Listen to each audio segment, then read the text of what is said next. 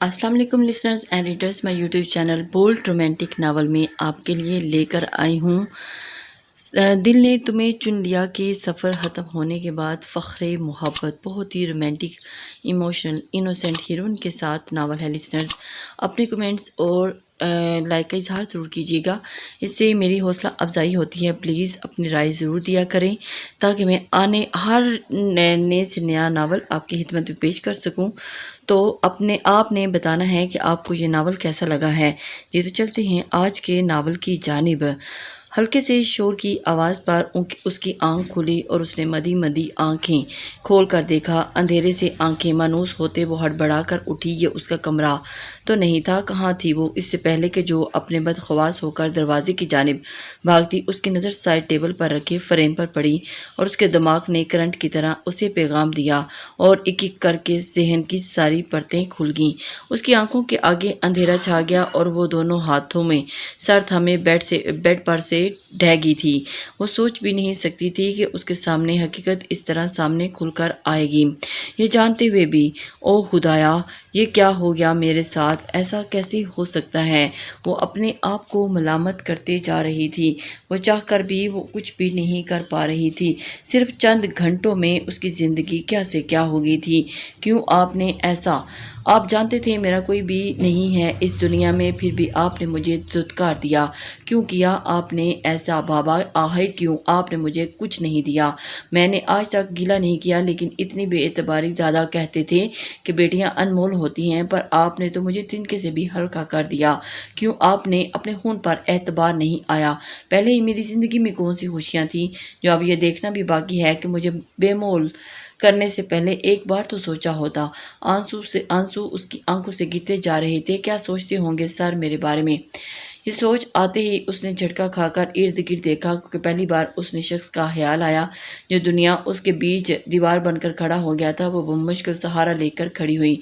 नकाहत की वजह से बुरा हाल था। बाहर आकर उसने उस घर को देखा जहाँ वो मौजूद थी। वो 2 कमरे, किचन, बरामदा और आगे छोटा सा सहन था जिसको कोने में गेट लगा हुआ था। घर छोटा मगर साफ सुथरा था। धुंध छट चुकी थी मगर सूरज अभी निकला था। वो नंगे पांव सहन में आकर बैठ गई। आह काश ये सब ख्वाब हो, कोई डरावना ख्वाब। आंख खुले और सब कुछ सेट हो जाए। अचानक उसको डोरबेल की आवाज़ आई। एक अजनबी जगह और दूसरा खौफ का एहसास। वो अपनी जगह पर मजीद सिमट गई। दूसरी बार दस्तक की बजाय हॉल में चाबी लगने की आवाज़ आई। चंद सेकंड के बाद भारी बूटों की धमक उसके करीब आई। वो उसके पास आकर रुकी। उसका सर कुछ और झुक गया और उसमें इतनी सकत नहीं थी कि वो सर उठाकर उस शख्स को देखती जिसने उसे दुनिया की नज़रों में मोतबर किया था। कुछ देर के बाद वो कमरे में वापस आए और एक ब्राउन शाल उसकी तरफ बढ़ाई। उठ जाओ हनाल, अंदर चलो, बाहर बहुत सर्दी है। वो चुपचाप उठकर उनके हमरा अंदर आ गई। चाहे उन्होंने एक कप उसकी तरफ बढ़ाया और फिर वो दूसरा खुद पीने लगे। तबीयत कैसी है अब। ठीक हूँ मैं, उसने सर हिलाया। Dates good. फिर कल यूनी जाना है, स्टार्ट करें। बहुत लाश हो चुका आपका। उसने हैरत से उन्हें देखा तो ऐसे बात कर रहे थे जैसे कुछ हुआ ही नहीं। उसे अपनी तरफ देखता पाकर वो फिर से गोया हुआ। मैं जानता हूँ जो कुछ हुआ उसको भूलना आसान नहीं, लेकिन आप फ़िलहाल हर चीज़ को छोड़कर अपनी पढ़ाई पर तवज्जो दें। I know it will be tough but you can do it. हनाल, जब आप गलत नहीं हैं तो क्यों डर रही हैं। लोगों को फेस करना सीखें। हम गलत नहीं थे, ये वक्त साबित करेगा। अल्लाह पर भरोसा रखें। नहीं, अब मैं आगे नहीं पढ़ूंगी, उसने हल्की आवाज़ में कहा। तो उसका मतलब आपका ज़मीर मुतमईन नहीं है, आप कसूरवार हैं। नहीं, हरगिज़ नहीं। वो सब इल्ज़ाम है, साजिश है। आप खुद गवाह हैं इस चीज़ के, इसने तड़प कर कहा। तो फिर बुज़दिलों की तरह घर में चुप कर बैठने का क्या मतलब है। मगर सर, अपनी बुक्स समेटें, कल से आप यूं नहीं जाएंगी। और ये कहकर वो कमरे से बाहर चले गए। हनाल रोते हुए उन्हें जाता देखती रह गई। मौसम इकबाल और शहीना बेगम की लव मैरिज थी। उनका ताल्लुक गाँव के मुतवस्सित ज़मींदार घराने से था, जबकि शहीना बेगम के वालिद एक इंडस्ट्रियलिस्ट थे और शहीना उनकी यूनी फेलो थी। दोनों में काफ़ी अच्छी अंडरस्टैंडिंग और बेलिहाजी थी। वालिदैन के खिलाफ जाकर कोर्ट मैरिज की थी। मौज़म साहब उस वक़्त पार्ट टाइम अपने एक कज़न के साथ मिलकर होटल चला रहे थे। अवाइल दिनों में सब एक ख्वाब की तरह लगता, मगर जैसे ही हनाल की पैदाइश हुई इन दोनों में दूरियां पैदा होने लगी। यूनी की फीस, वालिदैन का खर्चा, बहनों की जिम्मेदारी और ऊपर से अपनी फैमिली के अखराजात। मौज़म साहब चकरा कर रह गए थे। شہینہ لاڈوز میں پلی بڑی تھی، کم خرچہ میں گزارا نہیں کر سکتی تھی۔ آہستہ آہستہ ان میں تلخ کلامیاں شروع ہو گئی تھیں۔ اس وقت حنال 3 سال کی تھی جب ایک دن گھر میں بہت بڑا جھگڑا ہوا۔ بابا نے ممی پر ہاتھ اٹھایا۔ شہینہ نے رو رو کر سر پر اٹھا لیا اور فوراً اپنے ڈیڈ کو فون کر دیا کہ وہ ان کی ایک پکار پر دوڑے چلے آئے اور شہینہ کو ساتھ لے گئے۔ کچھ دن کے بعد انہیں شہینہ کی طرف سے خلا کا نوٹس ملا۔ وہ خود اس زندگی سے تنگ آ گئے تھے، مگر وہ خود اتنی چھوٹی بچی کی ذمہ داری نہیں اٹھا سکتے تھے، اور شہینہ نے بھی ایک بار حنال کے بارے میں نہ سوچا۔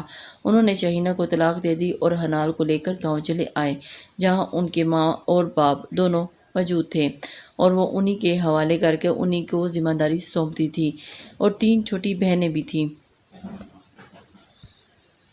شہینہ کو طلاق دینے کے بعد اماں انہوں نے سب کچھ بتا دیا۔ آئے ہائے، میں کہتی ہوں اس منحوس ماری کو اس کی ماں کے پاس چھوڑ آؤ، یہ عذاب ہمارے سر پر کیوں تھوپ رہے ہو؟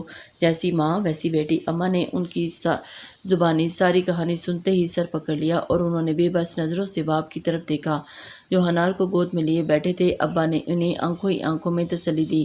اب چپ بھی کر جاؤ، کیا بگاڑ لے گی ایک بچی تمہارا؟ اس کو آخر کیوں سزا ملے؟ خون ہے یہ میرا، تم نہ پالنا، میں خود پال لوں گا اس کو۔ ان کی گرجدار آواز نے آمنہ بیگم اور بیٹوں کو چپ کر جانے کو مجبور کر دیا۔ معظم اسے باپ کے سپرد کر کے واپس چلے گئے۔ دادی اور پھوپھیاں کی لان تان کے باوجود جب دادا زندہ تھے تو اس کی زندگی میں سکون تھا۔ دادا نے ہی اس کا ایڈمیشن کروایا تھا، دادی کا بس چلتا تو اسے زندہ دفن کر دیتی۔ سارا دن وہ ان سے گھر کے کام کرواتی تھی۔ یہی وجہ تھی کہ میٹرک کرنے کے بعد اس نے سارا کچن سنبھال لیا، اور ان گزرے 15 سالوں میں معظم صرف 15 بار ہی گاؤں آئے تھے، لیکن اسے بلانا تو دور اس کی طرف دیکھتے بھی نہیں تھے۔ وہ ہو بہو اپنی ماں جیسی تھی، اتنی خوبصورت، اور دیکھتے ہی اسے شہینہ یاد آ جاتی۔ دادا اسے پتہ چلتا کہ بابا نے اپنا ہوٹل بنا لیا ہے اور انہوں نے اپنی دوست کی بہن کی بہن سے شادی کر لی ہے، اور یہ کہ اس کے بہن بھائی بھی ہیں، اور وہ سب خاموشی سے سنتی رہتی تھی۔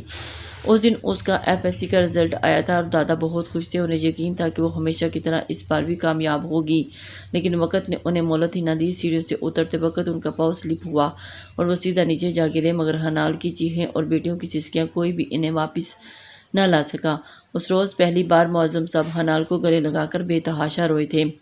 ابا کی وفات کے بعد معظم چند دن رکے تھے، اور اسی دوران انہوں نے حنال پر توجہ دی تھی۔ سارا دن ہر کسی کی ڈانٹ پھٹکار اور گالیاں سننے کے بعد وہ کلوں کی بیل کی طرح جوتی رہتی، اور کچھ بھی تھا آخر وہ تھا تو خون۔ انصاف میں اس کا کیا قصور تھا؟ اس کی حالت دیکھ کر اس کا دل کانپ گیا۔ غضب تو تب ہوا جب افسوس کسی عورت کے بچے کی اور ڈش بات مار کر الٹی کر دی اور بچے کو ایک ہاتھ وہ تھپڑ لگا دیے۔ جاہل لڑکی، تمیز نہیں سکھائی کسی نے تمہیں؟ وہ حنال پر برس پڑی۔ معظم کا خون کھول اٹھا۔ آپ کی ہمت کیسی ہوئی میرے گھر میں کھڑے ہو کر میری بیٹی پر ہاتھ اٹھانے کی؟ معظم طیش میں آتے ہوئے اس عورت کے سامنے آئے۔ وہ گڑبڑا کر وضاحت دینے لگی، اگر آپ میں تھوڑی سی بھی عزت ہے تو نکل جائے میرے گھر سے، اور خبردار دوبارہ یہاں آنے کی کوشش بھی کی تو۔ اے لو میاں، میں نے تو 2 ہاتھ لگا دیے، تمہاری جان نکلنے لگ گئی ہے۔ 18 سالوں سے تمہیں بیٹی کا خیال نہیں آیا کہ وہ مر گئی ہے یا جی رہی ہے؟ ویسے ماں تمہاری نے اسے زندہ رہنے کے قابل تو نہیں چھوڑا۔ ارے بھاڑ میں جاؤ تم، اس عورت نے بھی حساب برابر کر دیا۔ معظم پاگل ہو گیا، تو گھر آئے مہمانوں کے ساتھ یہ سلوک کیا جاتا ہے؟ اماں بھی پھر کر سامنے آئیں۔ بس بہن رہنے دو، بڑے دیکھے تم جیسے وہ بڑبڑاتی ہوئی چلی گئی۔ حنال، معظم نے اسے آواز دی۔ جی بابا۔ بیٹا جلدی سے تیار ہو جاؤ، آپ میرے ساتھ چلو گی؟ کہاں؟ جو اب حنال کی بجائے اماں کی طرف سے آیا۔ لاہور۔ انہوں نے سپاٹ لہجے میں کہا۔ ارے تو خود جا، اس کو کیوں لے کر جا رہے ہو؟ اماں، میں اسے یہاں مرنے کے لیے نہیں چھوڑ سکتا، اس کی ذمہ داری ابا نے لی تھی، جب ابا نہیں رہے تو میں اسے واپس لے جاؤں گا۔ ویسے ہی اس نے 12 پاس کر لیا ہے، تو اب آگے تو یہاں سکول نہیں ہے، ظاہر ہے پھر لاہور میں ہی پڑے گی۔ انہوں نے تحمل سے جواب دیا۔ تو کیا ضرورت ہے اس کو اتنا سر چڑھانے کی؟ پڑھ لکھ کر دماغ ہی خراب کرانا ہے اس نے ماں کی طرح، اور اب 2 بول پڑھا کر اسے رخصت کروا سکوں۔ اماں کیسی باتیں کر رہی ہیں آپ؟ ابھی بہت چھوٹی ہے یہ۔ حنال، اب تک یہیں کھڑی جا کر سامان پیک کریں۔ انہوں نے اماں سے نظریں ہٹا کر حنال کو دیکھا۔ گھر سے جاتے وقت بھی دادی نے اسے لان تان ہی سے سارا راستہ وہ بابا اپنی سوچوں میں غلطان رہے۔ گھر پہنچ کر جب علینا بیگم دوسری بیگم سے ملنے تو ان کی سخت نظروں سے اسے آگے بڑھنے سے روک دیا۔ ملازمہ اس کا بیگ اس کے کمرے میں چھوڑا ہی کچھ دیر کے بعد بابا اس کے کمرے میں آئے۔ بیٹا جس چیز کی ضرورت ہو بلا جھجھک کہنا، کل میں آپ کا یونی میں ایڈمیشن کروا دوں گا۔ اگر علینا کوئی سخت بات کہہ بھی دی تو اگنور کر دینا، وہ زبان کی ذرا تیز ہے۔ عرش اور آنیہ اپنی نانی کی طرف گئے ہوئے ہیں، شام سے ان میں ملاقات ہوگی۔ چلو اب ریسٹ کرو، کچھ دن لگیں گے آپ کو سیٹ ہونے میں، بٹ آہستہ آہستہ سب ٹھیک ہو جائے گا۔ عرش اور آنیہ سے ملاقات ڈنر پر ہی ہوئی تھی، وہ دونوں بہت اچھے انداز سے اس سے ملے۔ آنیہ وہ ایک ہی کلاس میں تھی جبکہ عرش فرسٹ ایئر میں تھا۔ اس کا اور آنیہ کا یونی میں ایڈمیشن ہو گیا۔ آنیہ کبھی موڈ میں ہوتی تو اسے سر آنکھوں پر بٹھاتی، ورنہ اسے بلانا بھی گوارا نہ کرتی۔ وہ کیمسٹری میں آنرز کر رہی تھی جبکہ آنیہ بایو کیمسٹری کی اسٹوڈنٹ تھی۔ گھر کا ماحول اب بھی ویسا ہی تھا جب صرف عرش ہی اس سے بات کرتا۔ بابا بھی ہفتوں سے اس سے بیگانہ رہتے، صرف یونی جا کر اسے زندگی کا احساس ہوتا۔ علینا اور آنیہ ہر وقت اس کو گھر سے نکالنے کے منصوبے بناتی رہتی اور ان کی کوشش ہوتی کہ معظم حنال کو نظر بھی نہ آئے۔ معظم بھی جیسے حنال کو یہاں لا کر بھول گئے تھے، لیکن جب علینا نے اپنے بھائی شجاعت کے لیے حنال کی بات کی تو معظم صاحب کی سخت نظروں سے گھبرا کر وضاحت دینے لگی۔ تمہیں فکر کرنے کی ضرورت نہیں، میں جانتا ہوں اس کے لیے کیا اچھا ہے کیا برا۔ انہوں نے قطعیت سے انہیں انکار کر دیا۔ پہلے 2 سیمسٹر کا رزلٹ اتنا شاندار تھا کہ آنیہ کا اتنا ہی کمزور۔ وہ سارا دن اپنے کمرے میں پڑھتی رہتی یا پھر ٹیرس پر کھڑی سڑک پر آنے جانے والی سڑکیں اور ٹریفک کو دیکھتی رہتی۔ کمرے سے بلا وجہ باہر جانے کی اس کو اجازت نہیں تھی۔ بقول علینا منہ اٹھا کر ادھر ادھر پھرنے کے بجائے اپنے کمرے میں رہا کرو، خواہ مخواہ میری بھی ہائے کرنے کی ضرورت نہیں۔ وہ اس کو بابا تک نہ بیٹھنے دیتی، بابا کے پاس تک نہ بیٹھتی۔ اگلی بار کا رزلٹ اس سے پہلے سے بہترین رہا اور اس لیے آنیہ اس کو دشمن اول سمجھتی تھی۔ ذہانت اور قابلیت کی وجہ سے ٹیچر بھی اس کا توجہ دیتے۔ اب اکثر ان کے گھر آنے لگی، اس لیے علینا اور آنیہ اپنی کوششیں تیز کر دی۔ اسٹوڈنٹ، آج آپ کا اور بایو کیمسٹری والوں کا کمبائنڈ پریکٹیکل ہے، 10 منٹ کے اندر آپ سب لیب میں موجود ہوں۔ کیمسٹری کے لیکچرر سر زیاد نے پوری کلاس کو متوجہ کر کے کہا۔ 10 منٹ کے بعد دونوں کلاسز لیب میں تھی اور پریکٹیکل۔ حنال اور حفصہ دونوں میری ہیلپ کرائیں۔ پوری کلاس کی توجہ پریکٹیکل پر تھی اور سوائے آنیہ کے وہ غور سے حنال کو دیکھ رہی تھی۔ حنال نے اچانک نظر ملنے پر چونک کے اس کو دیکھا، لیکن آنیہ نے مسکراتے ہوئے اسے پریکٹیکل کرنے کا اشارہ کیا۔ کچھ تھا جو اس کو کھٹک رہا تھا۔ اس نے سر جھٹک دیا اور پریکٹیکل کے تمام اسٹوڈنٹ اپنی کلاس میں چلے گئے۔ سر زیاد، حنال اور حفصہ سامان واپس رکھ رہے تھے کہ اچانک آنیہ نے آ کر کہا، سر حفصہ کو میڈم سمیہ بلا رہی ہیں، جائیں بیٹا۔ اب لیب میں صرف حنال اور سر زیاد تھے۔ حنال، میں نے آپ کو نوٹس ای میل کیے تھے، چیک کر لیے آپ نے؟ او یس سر، سوری میں کاپی کروانا بھول گئی تھی، میں ابھی ساری کلاس کو دیتی ہوں، اس نے سامان سیٹ کرتے ہوئے کہا۔ ٹیبل سے سارا سامان اٹھا کر اس نے سر سے اجازت لی۔ میں جاؤں سر؟ جی جائیں۔ ابھی حنال نے ہینڈل پر ہاتھ رکھا ہی تھا کہ باہر سے کچھ دوڑتے ہوئے قدموں کی آوازیں آئیں۔ اس نے دروازہ کھولنا چاہا مگر وہ تو لاکڈ تھا۔ سر یہ دروازہ، اس نے بدحواس ہو کر دروازے کو دیکھا۔ سر زیاد فوراً پاس آئے۔ دروازہ کھولیں، کون ہے اندر؟ دروازہ کھولیں، باہر سے بہت سی آوازیں ساتھ آ رہی تھی۔ او مائی گاڈ، ان کا ذہن معاف ہو رہا تھا۔ سر زیاد نے دروازہ کھولا۔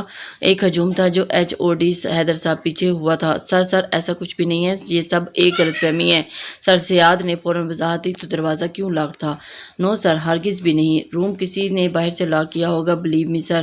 آپ حنال سے پوچھیں۔ حنال بتائیں سر کو۔ انہوں نے فوراً حنال کو متوجہ کیا۔ جی سر، بالکل باہر ٹھیک کہہ رہے ہیں، سامان تو رکھ ہی رہی تھی، اچانک حفصہ باہر چلی گئی اور جب میں جانے لگی تو روم لاک تھا۔ سر یہ کسی نے سازش کی ہے۔ چٹاخ! اس سے پہلے کہ وہ بات مکمل کرتی آنیہ نے اس کے منہ پر زوردار تھپڑ مارا۔ شکل مومنہ کرتوت کاپرا۔ اس نے نفرت سے اسے دیکھتے ہوئے کہا، نہیں آنیہ، تم نے غلط فہمی ہو رہی ہے، پلیز آنیہ۔ اچھا تو تم کیا کر رہی تھی سر کے ساتھ؟ اس نے جواباً کہا، جسٹ شٹ اپ آنیہ، آپ کی ہمت بھی کیسے ہوئی یہ کہنے کی؟ سر زیاد کی گرجدار آواز نے کچھ دیر کے لیے سکوت طاری کر دیا۔ بابا! آنیہ لپک کر باپ کی طرف گئی جو دروازے کے بیچوں بیچ کھڑے تھے۔ نہیں بابا، یہ سب جھوٹ ہے، الزام ہے مجھ پر۔ بابا آپ کو تو اعتبار ہے نا اپنی بیٹی پر، آپ کو یقین ہے نا بابا؟ آپ بتائیں ان سب کو کہ یہ جھوٹ ہے۔ لیکن معظم صاحب کو ایک ہی تھپڑ حنال کی زبان بند کر گیا۔ نکلی نا تم بھی اپنی ماں جیسی۔ وہ اوندے منہ زمین پر گری تھی۔ پلیز معظم صاحب، یہ سب غلط ہے۔ زیاد نے صفائی دی، تم اپنی بکواس بند کرو، یہ سب تمہاری ہی کیا دھڑا ہے۔ معظم بغیر لحاظ کے بول رہے تھے، بس معظم صاحب، یہ آپ کا گھر نہیں ہے، یہ جامعہ ہے، یہ کسی کی سازش ہے۔ آپ کو اپنی بیٹی پر اعتبار نہیں، مگر مجھے اپنے ٹیچرز اور اسٹوڈنٹ پر پورا یقین ہے۔ Please you may go now. Sir Haider کی بات حنال کو زمین میں گاڑ گئی تھی۔ معظم ملغزات کہتے ہوئے واپس چلے آئے اور آنیہ بھی گھر میں بریکنگ نیوز دینے کے لیے ان کے ساتھ ہو لی تھی۔ آنیا سوچ بھی نہیں ہے۔ حنال علینا بیگم نے حنال کو سر حیدر اور زیاد کے ساتھ آتا دیکھ کر گھر پر ہی سر اٹھا لیا۔ اور کیا لینے آئی ہو یہاں؟ دفعہ ہو جو میرے گھر سے، ہر چیز اجاڑ کر دی۔ چین نہیں آیا، وہ جاہل عورتوں کی طرح چلا رہی تھی۔ دیکھیے میڈم، آپ تحمل سے میری بات سنیں۔ کوئی بات نہیں سننی مجھے آپ کی، دفعہ ہو جو یہاں سے آپ۔ آئے ہائے بے شرمی، ہاتھ دیکھو تو سارے جہاں کے سامنے تجلیل کروا دی اور بے شرموں کی طرح منہ اٹھا کر چلی آئی۔ اے معظم، میں تو کہتی ہوں اسی کے ساتھ چلتا کرو اس کو۔ آنیا کی نانی بھی اپنا حصہ ڈالنا نہ بھولی۔ بابا، میں قسم کھا کر کہتی ہوں کہ یہ جھوٹ ہے، وہ معظم کے پاؤں پکڑ کر بولی، لیکن علینا نے اسے بالوں سے گھسیٹ کر دور کر دیا۔ زیاد نے تکلیف سے آنکھیں بند کر لی۔ چلیں سر، انہوں نے حیدر صاحب کو مخاطب کیا۔ ارے کدھر کو میاں؟ جس کو لے کر آئے ہو نا، اس کو ساتھ لے کر جاؤ، ہمارے گھر میں اس کی کوئی جگہ نہیں۔ نانی کو تو اس کا وجود ایک منٹ بھی برداشت نہیں ہو رہا تھا اور انہوں نے حنال کو دھکا دیا۔ وہ زیاد کے قدموں میں آ گئی۔ بابا پلیز کچھ تو کہیں نا، آپ کی حنال ایسی نہیں ہے بابا۔ وہ اسے دور بیٹھے معظم صاحب کو دیکھا جو بالکل لا تعلق تھے۔ زیاد نے جھک کر حنال کو کھڑا کیا اور اس کے سر پر چادر ڈالی۔ سر نکاح کی تیاری کریں، ارجنٹ۔ زیاد نے حیدر صاحب کو مخاطب کیا۔ حنال چونک کر زیاد کی طرف دیکھا۔ بابا، وہ دوبارہ بھاگ کر زیاد نے جھک کر حنال کو کھڑا کیا اور اس کے سر پر چادر کی۔ سر نے نکاح کی تیاری کریں، ارجنٹ اور ابھی سے۔ حنال نے چونک کر زیاد کی طرف دیکھا۔ بابا، وہ بھاگ کر معظم صاحب کے پاس، تم جیسی اولاد بہتر ہے، انسان بے اولاد ہی مر جائے۔ وہ جھٹکا کھا کر پیچھے ہوئی اور اب کہنے کو کچھ نہیں بچا تھا۔ حیدر صاحب نے فوراً گواہان اور نگاہ خان کا بندوبست کیا اور اگلے 15 منٹ میں وہ حنال معظم سے حنال زاد ہو چکی تھی۔ اس کا معاف زین کے ساتھ نکاح کے بعد دعا کے لیے ہاتھ اٹھتے ہی اس کے باپ کے ساتھ ہاتھ میں شامل نہ تھے۔ چلے حنال، اس نے غائب دماغی سے سر زیاد کو دیکھا اور اٹھ کھڑی ہوئی۔ رخصت ہوتے وقت صرف اس کی آنکھوں میں آنسو تھے۔ ڈرائنگ روم سے قدم باہر رکھتے اس نے مڑ کر معظم کو دیکھا اور اسے یقین تھا کہ بابا اسے ضرور بلائیں گے، مگر اس کا صرف انتظار ہی رہا۔ علینا گھر کو ذرا اچھے سے دھلانا، قرآن خوانی بھی کروانا اور اس منحوس کی نحوست دور ہو سکے۔ نانی بھی ابھی نشتر چلانے سے باز نہیں آئی تھی۔ حنال کا تو برا حال تھا کہ وہ ابھی بھی ڈرائنگ روم کے دروازے کے بیچوں بیچ کھڑی تھی۔ علینا بیگم نے آ کر اس کے منہ پر دروازہ بند کر دیا۔ حنال پلیز چلیں یہاں سے۔ وہ روتے ہوئے زیاد کے ہمراہ باہر آ گئی۔ ماں اور باپ دونوں کے ہوتے ہوئے بھی وہ بغیر دعاؤں کے رخصت ہوئی تھی۔ زیاد نے گاڑی کا پچھلا دروازہ کھول کر اسے بٹھایا اور خود ڈرائیونگ سیٹ پر آ گیا۔ حیدر صاحب ساتھ ہی پر جمان تھے۔ I am proud of you. Haidar صاحب نے اس کے کندھے پر ہاتھ رکھ کر اسے ایک نظر دیکھا اور ان کو پھر دوبارہ ونڈو اسکرین کے پار دیکھنے لگے۔ اس وقت وہ بالکل سوچنے سمجھنے سے قاصر تھا اور اس سے پہلے کہ حیدر صاحب کو اتارا پھر حنال کو لے کر گھر آیا اور اسے کمرے میں چھوڑ کر وہ خود کچن کی طرف مڑ گیا۔ واپسی پہ اس کے ہاتھوں میں سینڈوچ اور چائے کی ڈش تھی۔ او مائی گاڈ، حنال آنکھیں کھولیں، پلیز کھولیں آنکھیں، کیا ہوا آپ کو؟ وہ اوندے منہ بیڈ پر گری ہوئی تھی اور اس کے پاس پڑے گلاس میں سے چند چھینٹے اس کے منہ پر مارے، مگر وہ ہوش و حواس سے بیگانہ تھی۔ اس نے فوراً ڈاکٹر کو فون کیا۔ ڈاکٹر گھر آیا۔ او ہیلو بھائی، شادی کروا لیا اور مجھے خبر بھی نہ ہوئی؟ کس کی دشمنی نکالی ہے میرے سے؟ میرے ولیمے پر تو جی بھر کے ٹھونسا تھا تو نے۔ ڈاکٹر زید جو اس کا دوست تھا، اس نے آتے ہی چڑھائی کر دی۔ زید پلیز لیو اٹ، پہلے حنال کو چیک کرو، اس نے منت بھرے انداز میں کہا۔ حنال کا پراپر چیک کرنے کے بعد اس نے حیرت سے زیاد کو دیکھا۔ کیا ہوا؟ ایسے کیوں دیکھ رہے ہو؟ سب خیریت ہے نا؟ زیادہ تشویش سے پوچھا۔ یہ بہت سٹریس میں ہے، کوئی گہرا صدمہ لگا ہے، انہیں انجیکشن لگا دیا ہے میں نے، یہ کچھ میڈیسن ہیں، جب انہیں ہوش آئے تو کھانے کے بعد دینا۔ اور اس کے ساتھ اٹھ کر باہر آ گیا۔ خیریت تو ہے نا؟ کوئی میجر مسئلہ ہے کیا؟ اتنا سٹریس کس چیز کا لیا ہے انہوں نے؟ کہیں تو کوئی تشدد تو نہیں کیا؟ اس نے ابرو چکا کر زیاد کو دیکھا۔ شٹ اپ، تمہیں کیا لگتا ہے میں کیا؟ زیاد نے بگڑ کر کہا۔ تو پھر یار ان کی فیملی میں کچھ ایشوز ہیں تو بس اسی وجہ سے۔ او آئی سی، تم ان کا زیادہ سے زیادہ خیال رکھو، اگر 3 گھنٹے تک انہیں ہوش نہیں آیا تو ہاسپٹل لانا پڑے گا۔ زیاد نے سر ہلایا۔ اور ولیمہ؟ زیاد نے شرارت سے مسکرا کر اسے دیکھا، نہ چاہتے ہوئے بھی زیاد کے چہرے پر مسکراہٹ آ گئی۔ اوف یار، ایمرجنسی میں نکاح ہوا تھا، ولیمہ نہیں ہوا، جب ہوگا تو بلا لوں گا تجھے۔ چل ٹھیک ہے، پھر چلتا ہوں میں، اللہ حافظ۔ وہ گہری سانس بھر کر واپس آئے اور بیڈ سے ٹیک لگا کر ایک نظر حنال کو دیکھا۔ کیا قیامتیں ٹوٹ پڑی تھیں ایک دن میں اس پر۔ آج کے سارے واقعات ایک ایک کر کے ذہن اسکرین پر چل پڑے تھے۔ اس نے ہر چیز کو ذہن سے جھٹک کر کتاب اٹھا لی اور پارٹ ٹائم میں SSC کی تیاری کر رہا تھا۔ فراز بڑے بھائی کے نقش قدم پر چلتے ہوئے اسے بھی سول سروس میں جانا تھا۔ 2 گھنٹے کے بعد حنال کو ہوش آیا۔ بابا زیاد فوراً اٹھ کر اس کے پاس آئے۔ بمشکل اس نے ایک سینڈوچ کھلا کر دوائی دی۔ پھر سے وہ نیند میں چلے گئی اور اس کے دماغ پر پرسکون ہونا ضروری تھا۔